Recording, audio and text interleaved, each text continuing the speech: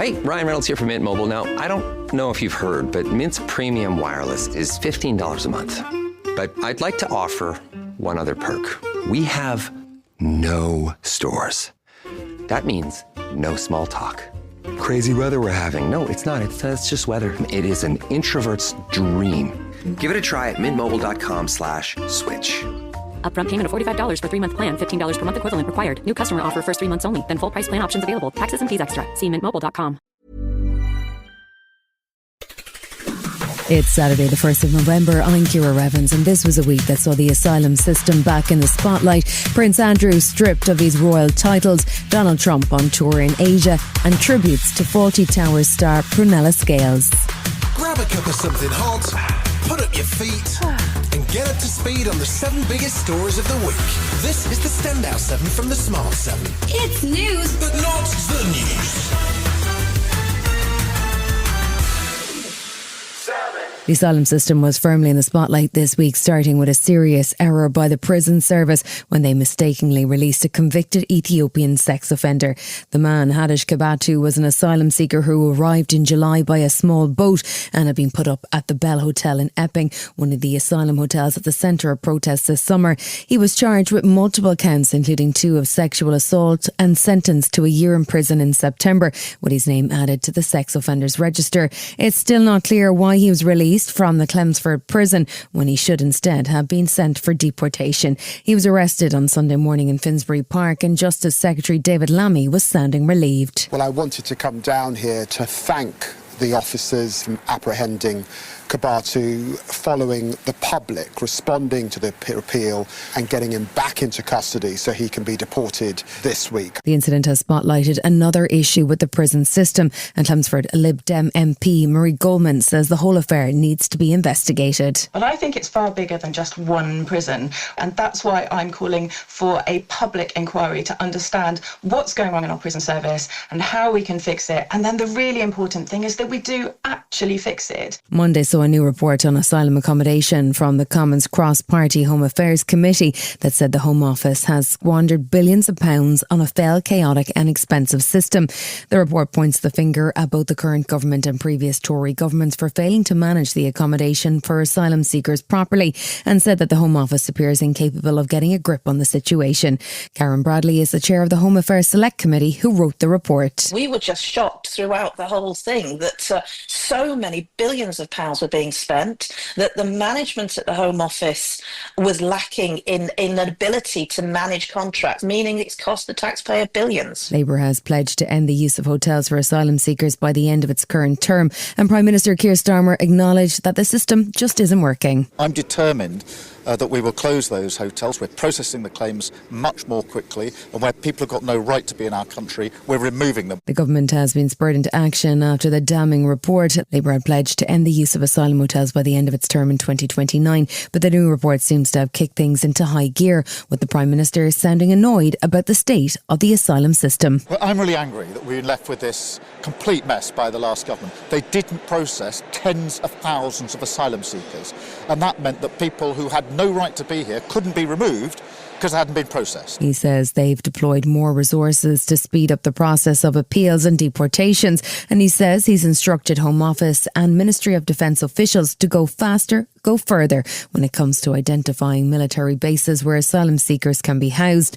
The first 2 sites identified are military bases in Inverness and East Sussex, and Defence Minister Luke Pollard says it's the right call. We believe that these bases can provide adequate accommodation for asylum seekers, and that will enable us to take the pressure off the asylum hotel estate and enable those to be closed at a faster rate. Nigel Farage was busy in Parliament on Wednesday trying to finish the business of Brexit. He brought a motion to introduce a bill to lead the European Convention on Human Rights, which has long been touted by both Reform and far-right Tories as a solution to Britain's immigration problems.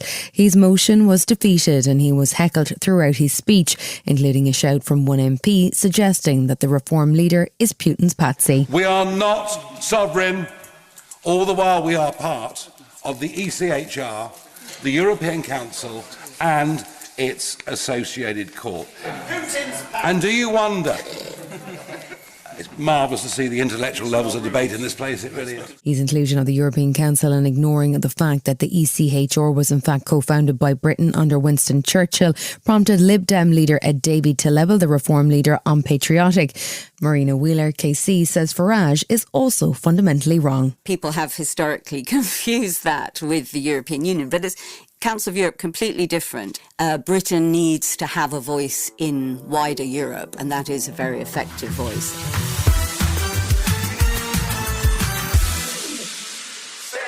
Last Saturday saw Lucy Powell elected as the new deputy leader of the Labour Party, which might be slightly awkward for Sir Keir Starmer, who had fired her as leader of the House. Powell was officially elected on Saturday and she pledged to champion Labour values and urged the party to wrestle back the political megaphone from Nigel Farage and the Reform Party. That task might be made easier by the latest remarks from Reform's newest MP, Sarah Pochin, who chose an appearance on Talk TV to launch a rant about the people that she sees in advertising. It drives me mad when I see adverts full of black people, full of Asian people, full of, people that basically are anything. What's wrong with that, Sarah? What's wrong with that? Well, it doesn't reflect our society, and I feel that your average white person is not represented. She has since apologised, saying her remarks were phrased poorly, and Reform Chairman Nia Youssef says she raised a very valid point. The reaction from other parties was to call for her to be suspended or sacked, with Health Secretary Wes Streeting speaking frankly on the BBC on Sunday morning. I think what she said was a disgrace. I think it was racist, and the deafening silence from her party leader says it all. Reform is a party who think that our flag only belongs to some of us who look like me, not all of us who have built this country. Housing Secretary Steve Reid announced a new set of regulations for social housing landlords on Monday, which were aimed at cutting down on the risks to health posed by damp and mould. Called OAB's Law, the new rules are named after Oab Ishak, a 2-year-old who lived in social housing in Rockdale and died from a respiratory condition which was caused by the severe mould he had been exposed to in the home. The new rules mean landlords must investigate complaints of damp and mould within 10 days and then have 5 working days to make property safe. So we will be rolling this out across all forms of rented accommodation so that children, or indeed older people with other health issues, do not have to face what Awab Ishak's family had to face. 2026 will see a second phase of regulation which will include similar timeframes for repair to other home hazards like electrical or structural issues. Kajo Tawamboa is a housing campaigner and a big issue ambassador, and he says it's a good first step. This isn't a sort of silver bullet. This is going to take time, but this is huge for the rental sector, and I personally cannot wait to see this being carried over to the private rented sector and also temporary accommodation, which is an absolute state at the moment. Sterling dipped on Wednesday after a new assessment from the Office of Budget Responsibility that suggests Chancellor Rachel Reeves may be facing a £20 billion cut to the public finances. It comes because of slower than expected productivity from the UK economy, and it's made markets nervous that the Chancellor will have to implement tax rises to balance the books. And Prime Minister's Question Time, Tory leader Kemi Badenoch was pushing Keir Starmer to confirm that he'll be sticking to Labour's manifesto commitments. Labour promised not to increase income tax, not to increase national insurance, and not to increase VAT. Does the Prime Minister still stand by his promises? The dip in the pound against both the dollar and the euro and the prospect of a tough budget could see an earlier rate cut from the Bank of England, which would be some good news for mortgage holders at least. In the meantime, the PM was not in the mood to take advice from anyone in the former Tory government who helped create the current crisis. They were kicked out of office because they broke the economy. They won't be trusted for years to come. She can't tell us what her position is on the last budget, and she's got a phantom £47 billion with no foundation as we go forward. That's exactly the mess that they caused. They've not changed one bit. There was plenty of domestic drama on Thursday as Buckingham Palace announced that Prince Andrew is to be formally stripped of his titles and also forced to move out of his long-term home, the Royal Lodge at Windsor. He wasn't the only one with housing problems, as Chancellor Rachel Reeves was in the spotlight over a rental agreement on her home. Reeves and her family moved into number 11 Downing Street and rented out her 4-bed family home, but it appeared that she had not acquired the proper renting licence. Tory leader Kemi Badenoch was quick to call for her resignation. We should not be making special rules for Rachel Reeves because we feel sorry for her. She needs to do her job. She is the Chancellor. A lot of people have lost their jobs because of bad decisions that she made. She needs to do her job, and if she is breaking the law, then yes, she should go. After losing Angela Rayner over property issues, says they may have felt like deja vu for Prime Minister Keir Starmer, but Reeves and her husband were able to offer email evidence that they had not knowingly done anything wrong. The letting agency also admitted that it had offered but failed to apply for the licence. Minister for Policing and Crime Sarah Jones says it's a storm in a teacup. Well, she's made a mistake and she's apologised. The income from that rental income was declared in the usual way. There was no secrecy in what she was doing. She made a mistake. She rectified it. She told the parliamentary authorities. She wrote to the Prime Minister and she has apologised.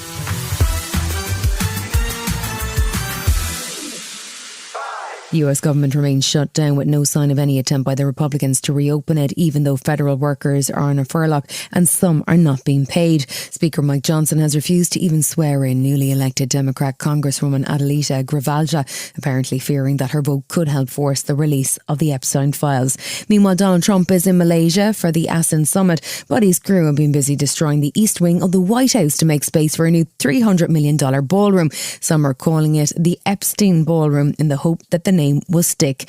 Former Vice President and failed presidential candidate Kamala Harris was in the UK last weekend to promote her book about the campaign called 107 Days, and she says she has more to give. I am not done. I have lived my entire career a life of service, and it's in my bones, and there are many ways to serve. I've not decided yet what I will do in the future beyond what I am doing right now. In Japan, Trump met Emperor Naruhito at the Imperial Palace and was formally welcomed by new Prime Minister Sanae Takaichi, the first female Prime Minister of the country. The two seemed to get along, watching Major League Baseball together, with Takaichi gifted cherry trees to the US for the refurbishment of Washington, D.C. Donald seemed impressed as he signed a new agreement for rare earths. This will be a relationship that will be stronger than ever before, and I look forward to working with you. And any favors you need, anything I can do to help Japan, we will be there. We are an ally at the strongest level. Wednesday saw Donald Trump headed to South Korea for the final leg of his Asian tour, where he's set to meet Chinese Prime Minister Xi Jinping in advance of the Asia-Pacific Cooperation Summit, which opens in South Korea on Friday. The White House announced over the weekend that a new trade framework with Beijing had been agreed, but it wasn't clear whether or not that would result in any kind of formal agreement being signed this week. Before he left Japan, the US President addressed troops on board the USS George Washington, which is stationed near Tokyo. He was keen to talk about his plans for the National Guard back home in the US, however. And people don't care if we send in our military, if we send in our National Guard, if we send in Space Command. They don't care who the hell it is, they just want to be safe. Donald Trump wrapped up his Asian tour on Thursday morning with a meeting with Chinese Premier Xi Jinping in South Korea. The meeting lasted well over an hour, but there was no press statement, with Trump heading straight for Air Force One. China has been unmoved by Trump's tariff wars, and though Donald rated the meeting a 12 out of 10, it's not clear how much progress was actually made. The US reduced tariffs on China after the meeting and announced that there was progress on both rare earths and chips, but it's not clear that the tariff war is over. Trump was busy touting his new deals on Air Force One as he headed home. Literally hundreds of billions, trillions of dollars have come into our country over the last 4 days, represented by this meeting. But trillions of dollars, where Toyota is going to build plants, $10 billion worth of plants, and I could go over so many different companies coming in. They're pouring money into the United States.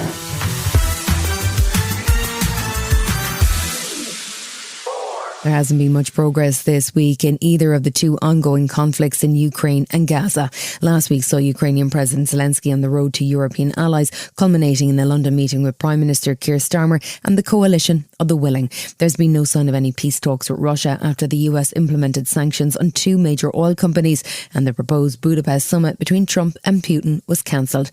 Vladimir Putin has been celebrating a test of a new nuclear-powered missile called Burevestnik, which completed a successful 15-hour flight over the weekend.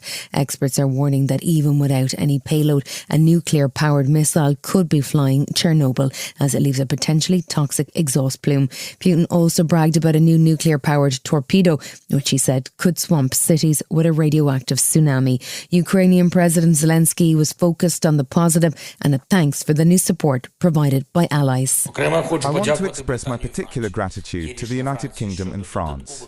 France will provide Ukraine with additional Mirage fighter jets and air defence missiles.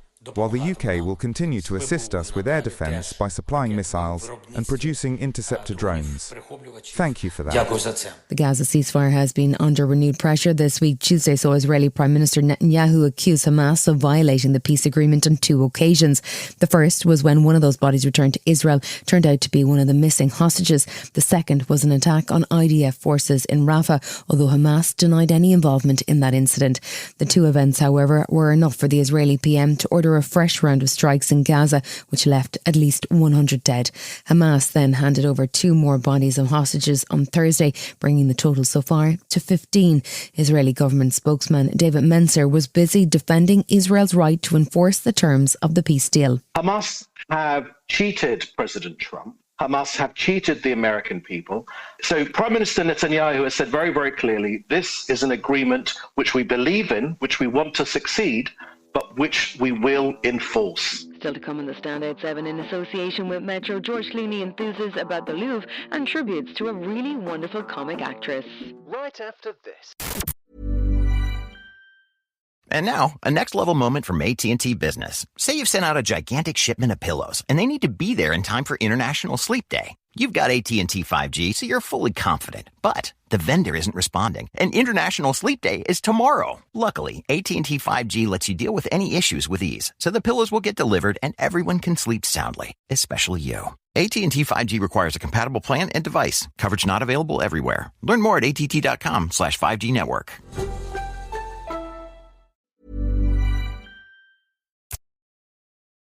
Welcome back. It's not every day that a criminal enterprise gets praise from an A-list star, but last weekend saw George Clooney expressing admiration for the daring robbery of France's crown jewels. Clooney, who has pulled off many a cinematic heist, was very taken with the raid on the Louvre that saw daring thieves make off with an almost £800 million worth of Napoleonic-era jewellery. A 4-man gang organised the heist using a furniture van and an extending ladder, and security footage subsequently emerged of their daring getaway. 7 men are now in custody, but there's no sign of the jewels, although French prosecutor Laure Bacou was urging the men to return the stolen goods. The people who've been arrested have partially confessed. They are being presented by the examining judge with a view to being charged with theft as part of a gang.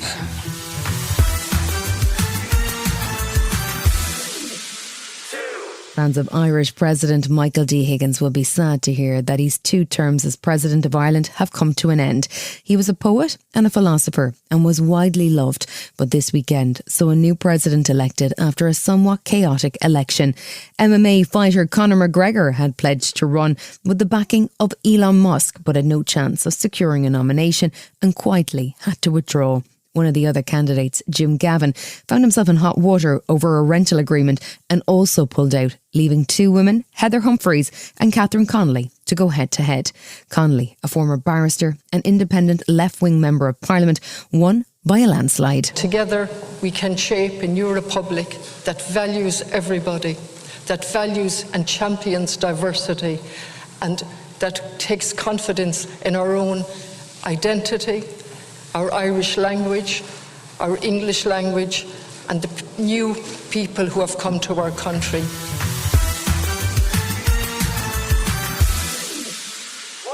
The death was announced on Tuesday of British actress Prunella Scales. She was probably most famous for her role as Sybil in the comedy Fawlty Towers, which just celebrated its 50th anniversary, and her co-star John Cleese described her as a really wonderful comic actress. She had suffered with vascular dementia in later years, but still lived at home with her children and did much to raise awareness of Alzheimer's. Outside of Fawlty Towers, she and husband Timothy West had a 10-year run with Channel 4's Great Canal Journeys, and she was both a CBE and a BAFTA nominee. John Petrie, director of comedy at the BBC, described her as a national treasure, and before her husband died last year, they spoke to BBC Breakfast about their relationship. Rest in peace, Prunella. How does it feel to have been married 60 years? I don't know. What am I supposed to say? Thank you. Well, thank you. Thank you. Thank you. Thank you for sticking me for so long. Well, we've done all right. You've been listening to The Smart 7. We'll be back tomorrow at 7 a.m. Hit that follow button and have a great day. Give us 7 minutes, and we'll give you the world. Hi, this is Joe from Vanta. In today's digital world, compliance regulations are changing constantly, and earning customer trust has never mattered more. Vanta helps companies get compliant fast and stay secure with the most advanced AI, automation, and continuous monitoring out there. So whether you're a startup going for your first SOC 2 or ISO 27001, or a growing enterprise managing vendor risk, Vanta makes it quick, easy, and scalable. And I'm not just saying that because I work here. Get started at Vanta.com.